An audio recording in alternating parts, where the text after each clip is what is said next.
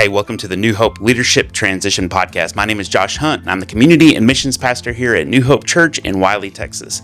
Our church is going through its biggest leadership transition in its 26-year history.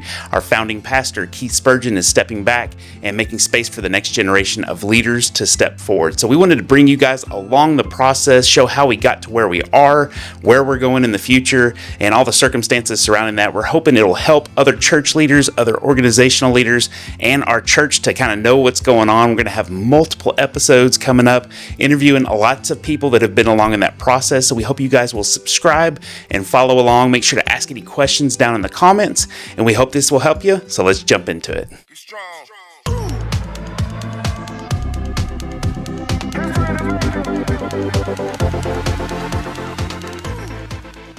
All right, so we are in the first episode of the New Hope Transitions podcast. I've got Keith and Jake here. My name is Josh.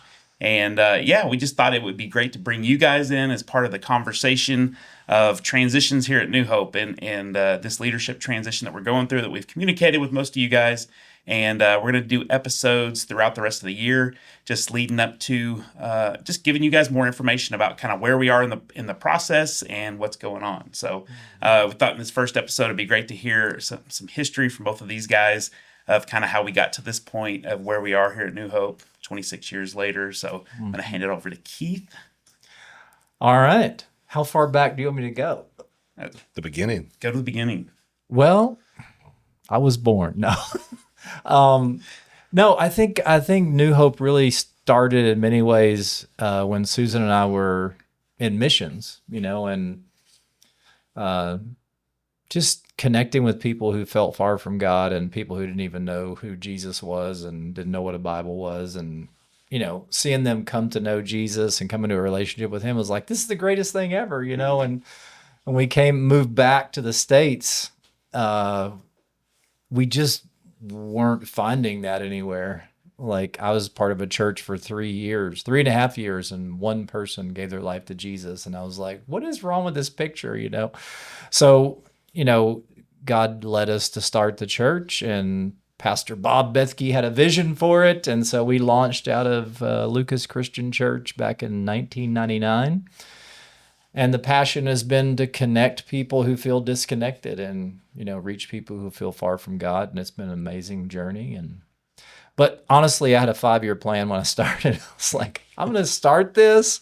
I'm going to get it going. I'm going to hand off to somebody else and move on to the next kingdom endeavor that we're going to step into.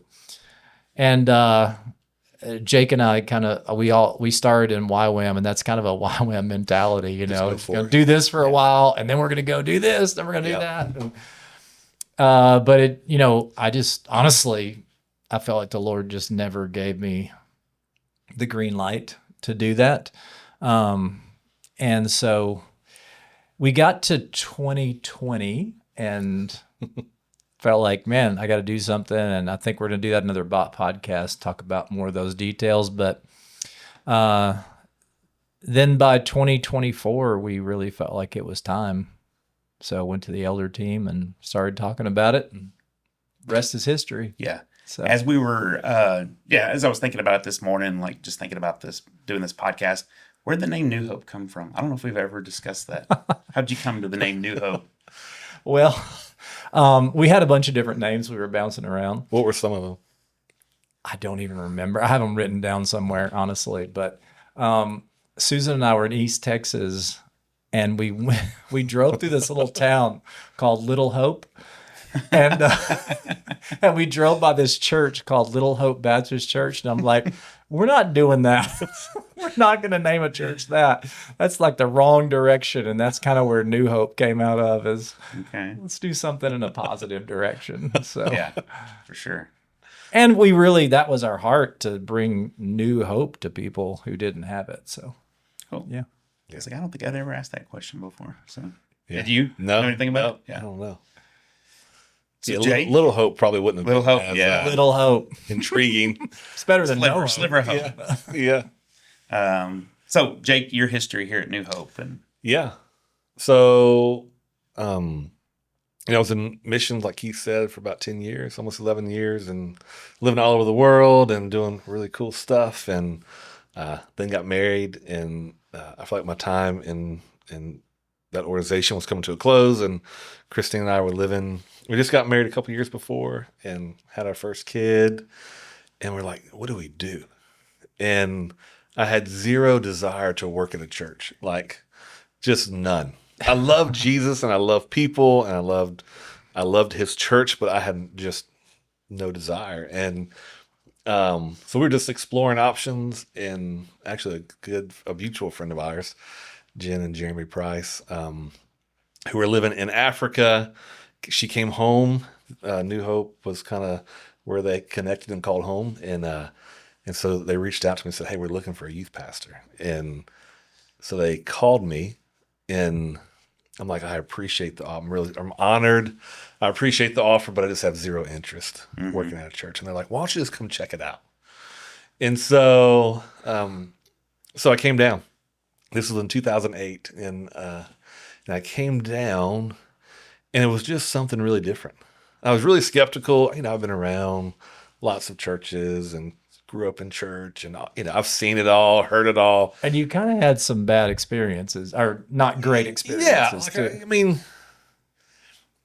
when you just, when you're around church that long and growing up in church, you just know people, right? And you see their stories, and you see the things that don't really work well, or you see the kind of the religious thing that kind of keeps people from really knowing Jesus sometimes. And I was like, I just don't want to do that. I just want to love Jesus. Yeah. I want to love people.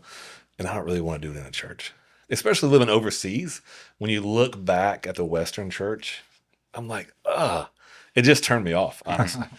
And so when I came, I was kind of expecting more of that. And honestly, but then I start meeting New Hopers, right? And I'm like, wow. And they were a mess, man. They were just, it was just crazy stories of addictions and gambling problems and broken marriages. And I was just like, who are these people? But there were lots of people who were loving Jesus. And like, they were telling me these stories about how their lives were one way. And they were invited into this community called New Hope. And their lives were transformed. They have this incredible relationship with Jesus. And I remember calling my wife, and I'm like, there's something really different. Actually, the thing that really stood out to me was the Sunday morning I was here to just explore New Hope, and I'm sitting on the back, and this was Keith, I think his YWAM background, but they were doing a skit. This kind of tell you how long ago this was. They were doing a skit on Sunday morning, and it was called Cardboard Testimonies, where you have a piece of cardboard and you kind of write your stuff on one side, your issues or addictions or whatever, and then you flip it over, and it's kind of how Jesus has brought you into some freedom, and how he changed your life. And so it was the elder team, the New Hope elder team was doing. I'm so glad we don't do skits anymore, but they were bring it back. Yeah, they were doing this. So all the elders got up there, yeah, and they had written on their cardboard all of their stuff. I mean, from infidelity and pornography and drug addictions. And one guy, he had a gambling house with a refrigerator full of cash that the police were watching him. And then one by one, they would currently at that time. No, I don't think so. Okay. But one by one, they would flip over these cardboard signs and how God had changed their lives. And how I grew up in the church, where one, you just had to look good. And you had to have your stuff together. Yeah. And nobody had their stuff together, but when you showed up on a Sunday morning, you had to look like and act the part. And especially if you were the leader. Yeah. Or the elder or deacon or whatever you were back then. And so for the elder team to get up there on the platform on a Sunday morning and share, it just blew me away. Yeah. So much so I called my wife and I said, hey, I don't know if I don't know if this is going to work out. I don't know if the job's going to happen. I said, but maybe we should move here just to be part of this thing. Wow. I'm like, there's something different about this community than I experienced ever before. Because a lot of people, they say they're doing it and they try, but then I'm like some of just the stories were undeniable and the fruit of what was around us. So anyway, luckily they offered me a job to be youth pastor, and This is what helped Christine was, part of the interview process. And I was sitting with the elders, and Keith and Susan were there. And I said, hey, honestly, I said, I don't want to be a pastor. I said, and my wife does not want to be a pastor's wife. Mm-hmm. And Susan, Keith's wife, she leans over and she's like, me neither. And I'm like, okay, if the lead guy's wife is like, I don't really want to be a pastor's wife either. I'm like, we might be able to make this work. So yeah. So I got offered the job in May of 2008. We moved here July 1st. And so it's been 17 years. How many days later did you go to camp? I got here July 1st. I think July 8th. I took like 45 kids to camp. And hey, we're at camp. And I'm like, I don't know if they're my kids or not. I don't know anybody's name. What's your name? Yeah. I'm like, I just counted 40 kids and brought them home. Yeah. So I'm like, I think we got them. But yeah. And so that kind of started the next, it's been 17 years. And I did youth for almost 9 years. Then kind of transitioned to I did kids, transitional kids ministry for a little while. I've done missions for a little while. I kind of oversee our First Impressions, kind of utility player. Life groups for a little bit. Life groups for a little bit. I've done it all except for worship. Yeah. And I'm still trying to work my way up. We're really thankful. I'm trying to one day, but yeah. And so recently it's been the campus pastor role, just kind of overseeing our campus and our staff and all that. So. Yeah. How long has that been? It's probably been 8 years. Yeah, about 8 years or so. Yeah. And there's been different seasons to that. Versions. Yep. And so, but that's kind of where we are now. Yeah. And I think it would be helpful just to talk about during that process, what's been your thought about who you would end up handing this over to? I mean, ultimately you were training and kind of positioning Jake for that role, right? Mm-hmm. Can you talk a little bit about that? Yeah, I mean, because there were several different people along the way where I thought maybe this is the person or this is the person or whatever, and we tried different things and it just wasn't the right fit or things didn't work out or whatever. But with Jake, it's always been, he carries the values, you really do. You carry the values of who we are, and I wouldn't leave. And he wouldn't leave. Couldn't run him off. That was part of the problem. And no, and he just lives it out, carries it out, carries the heart of the people in so many ways. And so, yeah, I was very intentionally getting Jake ready for that, investing, releasing, empowering him for things, and kind of had an expectation that's where it's going. I think we all kind of had an expectation that's where it's going. Yeah. Including you. Including you. Yeah. So that's what I've done. And that's been a multi-year process. Sure. So I mean, starting even when you went on sabbatical. So would that be 14 years ago? No, the one after that. So this is probably 21. Yeah, so almost 4 or 5 years ago. Yeah, it was kind of extended sabbatical, and it was short, about 12 months. And so before we get to that, let's talk about the 2020. I think we talk about that in this episode. Oh, okay. And get there, but talk about just the 2020. COVID hits. So, yeah, we're let's talk about it. I love this story. So and some of this has to do with just the way I'm wired, because we got to 2019 and into 2020. It kind of felt like in some ways New Hope had peaked at that point in a way. And so I'm significance motivated. So I'm like, all right, now it's really what's next, We did what we were going to do. We got 3 services going. 2 of them are packed. The other one's significant. I mean, there's a lot going on. And then COVID hits and I'm like, we're going to have to rebuild this thing, And part of me is like, I don't know if I'm up for that. This is part of the internal process going on inside of me, along with the fact that I had a 5-year plan to start with, and we're 20 years in. Yeah. And so we get to 2020, we get through some of the worst part of COVID, and we're meeting again and all that. And I think it was August of 2020 Yep. I sat down with the elder team. You guys were both there. And by the way, for anybody who doesn't know, elder team is our senior leadership team at New Hope. So, and just kind of laid out a plan. It's just, that's kind of how I think. I'm thinking, okay, this needs to happen. So what's the plan to get us from A to Z? Here it is. I think I should probably hand off next year. Jake, you're it. And what do you guys think? Yeah.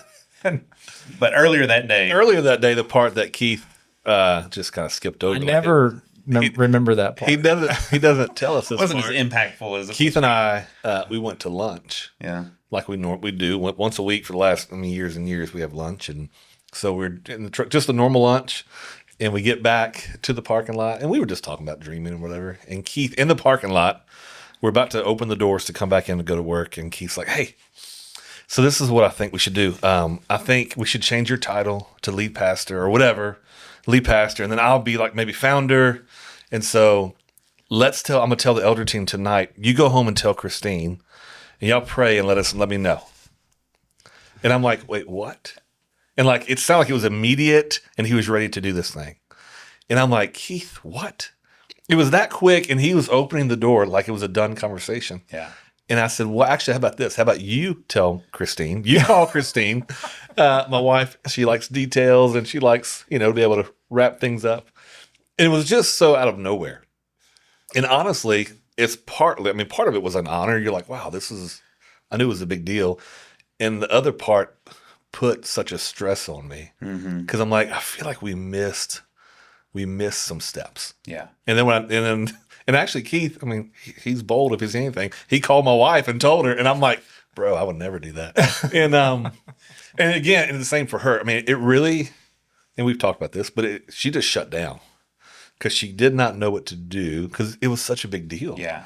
And we took it so serious. And she's very, very thoughtful person that likes plenty of time to think. She wants to plan it out and process it, and so to have an afternoon to think about the rest of your life. For the next 15 years, like we had an hour, and we're like, okay, a 10 to 15 year commitment that we were looking at. And, and then we had to go to our friends that night on the elder team and say, it was just, and listen it was to me rough. present the plan. Yeah. And sit there and listen. And honestly, it sounded like Keith was saying, if, as soon as Jake and Christine can get on board, then, hey, this plan can keep moving. And it'll be great. It's going to be great. But it's just hinging on. It's just hinging on me and Christine hearing from Jesus and saying yes. And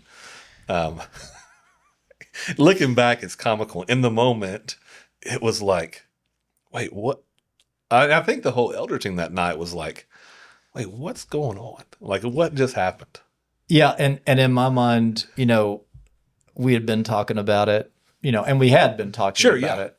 But it was all ethereal, it wasn't concrete. But again, the way I'm wired and the way I think, it's, I'm having way more conversations in my head than we're having in reality. And it just makes sense to me. This is what we've been working towards. Yeah. So, let's do this. What are we waiting on? And at that point, you and Susan were both due for a sabbatical. Yes. And that was a big part of it too. And nobody wants to go to sabbatical while the world's on lockdown and you can't go anywhere or do anything. So it was kind of, y'all had been kind of delaying the sabbatical. So there was a whole thing of, it was time to get a separation for a little bit and get some rest and refreshment and hear from Jesus. So, and we had delayed it too because, you don't want to leave when right in the middle of the world's on fire. And absolutely. Nobody knows what's going to happen, and you got to make some decisions. And but it was getting extended to a point where we're like, hey, it's starting to shine through a little bit. It's getting crunchy. Yeah. Crispy on the outside there. So parts of our elder team reached out to our oversight that after that meeting and said, hey, he's trying to give this thing over, and just kind of put a halt on things and a very healthy halt and a slowdown of, hey, let's process this. And that's when we brought in Chris Turner and Doug and Chris and Sarah Jane eventually. Sarah Jane, Diana. Yeah, to speak into it. And I know there was more conversations on the backside of it, but it was like, hey, I think you need to go on sabbatical and get some space away. And that was kind of the agreement from the elder team, our oversight, everybody involved was, hey, this would be the most healthy thing to do. And so, yeah, which is one of the reasons that having outside oversight that's real, not just structural, but it's real, and there's real relationship with the team and not just the point leader, is such a big deal. Because I mean, again, my wiring, I'm the founder. I mean, I could have just plowed ahead and, created so much carnage and pain and unnecessary fallout, and it wouldn't even be out of bad intentions. No. Yeah. But if you don't have people on the outside who have some teeth, who you've given permission to say what they really need to say, that's what happens. And we see it over and over and over again. Yeah. And the other gift in that is that sabbaticals are also part of our culture, where we are committed to these things, and we know, like we schedule them, we plan them, we have them built in. So you going on sabbatical, we knew it was time, because we all get, we all start to show signs of like, oh, you know what, just tired. And so the sabbatical wasn't like, hey, Keith, you're being hard to deal with, go away. It was more like, hey, dude, you've been running hard for 7 years, 8 years at this point. Yeah. And hey, go rest. You and Susan, just go. And so, and we didn't even mention the fact that we had a campus that we had launched during that time. Yeah. That ended up dissolving. That whole process was massive. Yeah. And so there was just a lot. There's a lot. Yeah. On top of COVID. Yeah. Yeah. So, in that you go on sabbatical, and then naturally as the campus pastor, Jake does step up, to lead during that time. And so, I mean, you got to, probably for the first time, really act in that way. And kind of get experience for what the role held. And it was great. Like that year, I mean, it was hard, right? The whole world was hard, and trying to figure out how you do church kind of post-COVID or that kind of, it wasn't even coming out yet, really. Starting on travel. There would be moments of like, man, this is the hardest thing I've ever done. And other moments of going home and telling Christine, I'm like, this is the greatest thing I've ever done. And, it was supposed to be about 5 or 6 months, and then it turned into about 8 months, and then pushed that a little bit more to about 10 months. And actually, New Hope was growing, and people were giving, and people were engaged, and it was just really it was a good experience. And it was hard, because some people, it wasn't great for everybody, right? Some people transitioned out, and relationally was hard with other people who, and every week, like, where's Keith? Where's Keith at? When's he coming back? And rumors of Keith leaving and moving overseas and just, transitioning in that time. But yeah, at the end of it, it was about a year or so that I ended up leading kind of as point for that year. Yeah. And learned a lot. So stayed up late a lot trying to figure out what I was doing. Yeah. So. Yeah, wearing that mantle, if you will, and being in the chair, it's just a very different experience than watching it or even supporting it. It's just a different feel. Yeah, when you move to that seat, you're like, oh, and we work in team. I mean, again, team is, we don't do anything without team, right? Yeah. But when you are the head there, it's on you, and it's a lot of responsibility. Yeah, yeah, and it was definitely weighty at times. Yeah. So Keith, when you came back from sabbatical, you came back in your role, but it was a little bit limited, intentionally a little bit limited coming back into it. Can you talk about that a little bit? Yeah. I mean, part of it was intentional just because I had learned a whole bunch of stuff during that year about myself and things I needed to adjust and ways I needed to lead differently going forward. And so if I would have just immediately dove right back into, okay, I'm at the point and here we go. Yeah. it was going to be too hard to sustain those adjustments. Yeah. So I came back, dialed back significantly, and Jake still in many ways leading the staff and different things like that. And me just, I'm the point leader, but I'm really a dialed back version of the point leader at that point.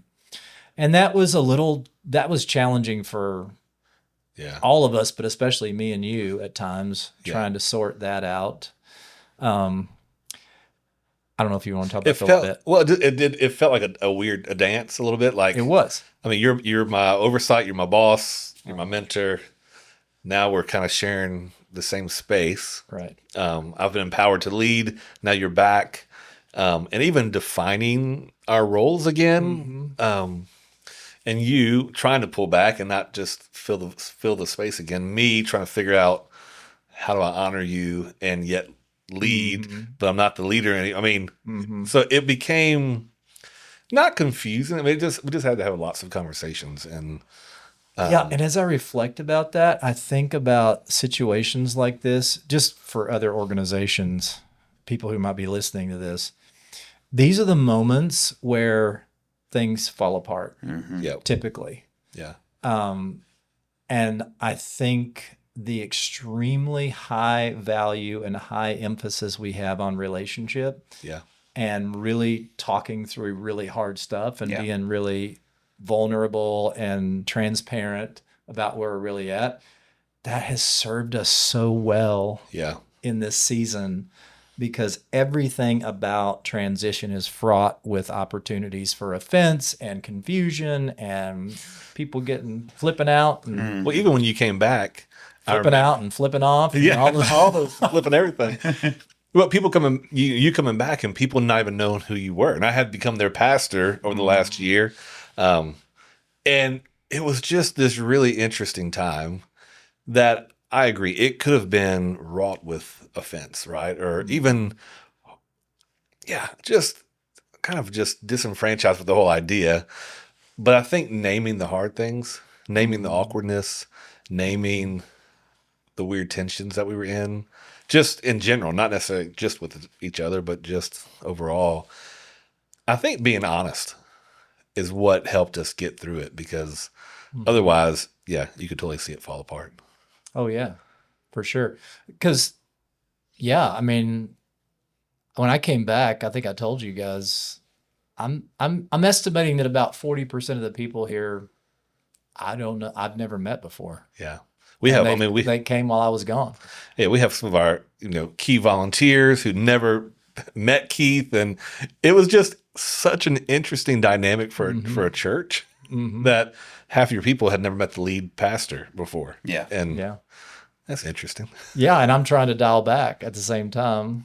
So it would have been easy, again, with my wiring, to just jump in and try to take over. Right.